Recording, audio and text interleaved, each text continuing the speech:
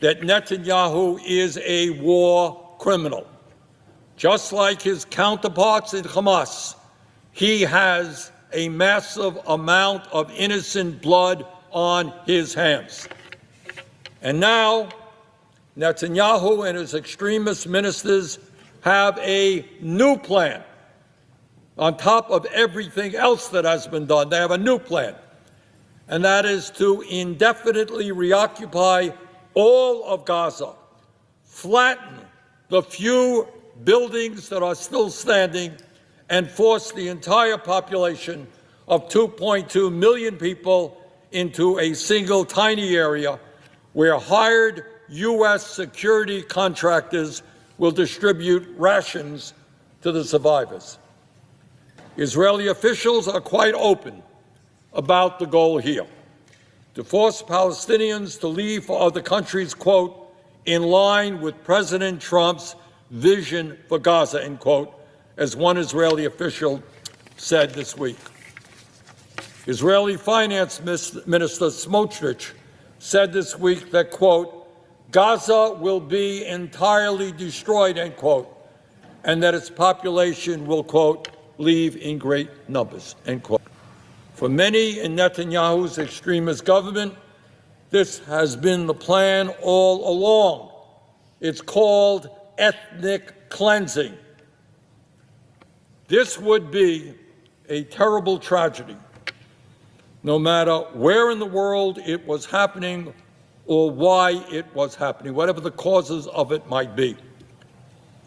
But what makes this tragedy so much worse for us in America is that it is our government, the United States government, that is absolutely complicit in creating and sustaining this humanitarian disaster. It didn't just happen.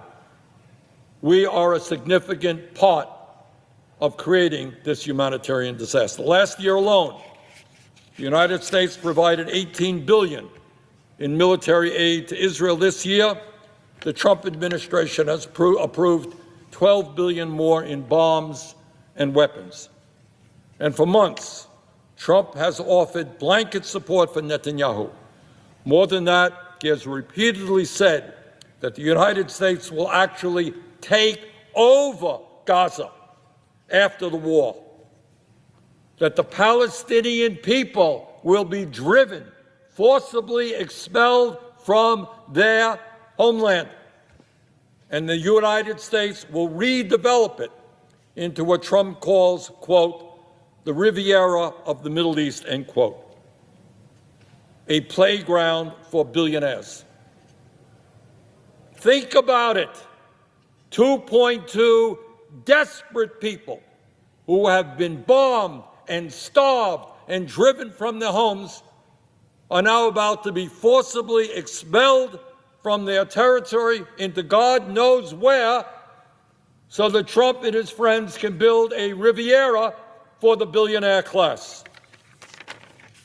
Mr. President, this war has killed or injured more than 170,000 people in Gaza. It has cost American taxpayers well over $20 billion in the last year. And right now, as we speak, thousands of children are starving to death. And the U.S. president is actively encouraging the ethnic cleansing of over 2 million people.